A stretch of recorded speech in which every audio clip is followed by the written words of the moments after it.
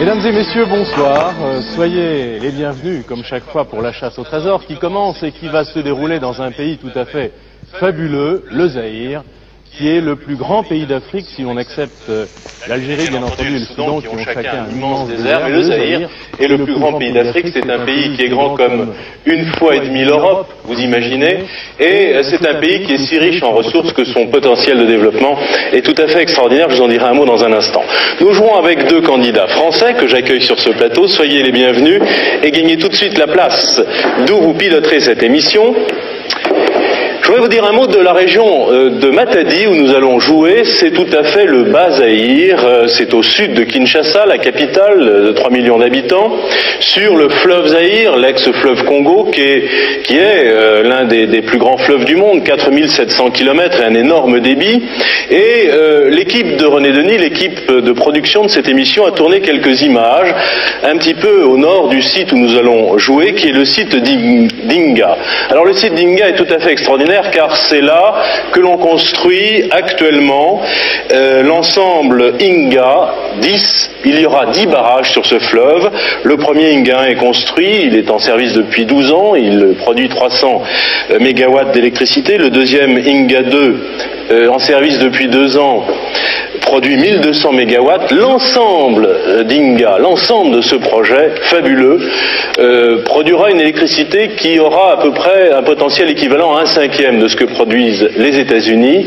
Et, encore une anecdote, car c'est tout à fait extraordinaire, il y a entre Inga, entre ce site, ce barrage hydroélectrique et le Chaba, une ligne, le Chaba c'est Kolwezi, vous vous en souvenez probablement, eh bien il y a une ligne de 1700 km de long en continu qui conduit vers le Chaba, vers cette province minière, l'électricité d'Inga. Voilà, tout ça est tout à fait extraordinaire et ce pays est si riche en ressources minérales, si riche en ressources de toute nature, en minerais rares, en minerais précieux, notamment pour le développement des technologies du futur, que l'on pense en général que le Zaïre de Mobutu Sese Seko est l'un des pays d'Afrique promis au plus grand avenir. Voilà pour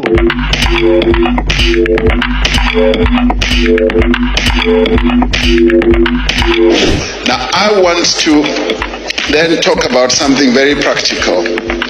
President Sassou Nguesso raised it yesterday. He said he would be happy if flowing from this summit we do something very practical on the infrastructure side.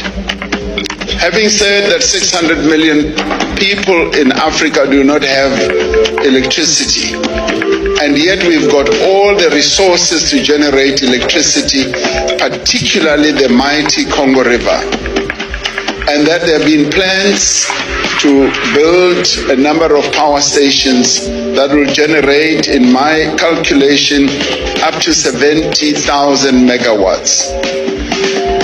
And he said, and I want to speak in support of this proposal, that to prove that these summits are not summits where we just talk, flowing from the Paris COP as well as others, let us now put money on the table and collectively say we are going to address this mega project. A mega project which will in the end generate electricity for up to 12, 15 African countries all at one go.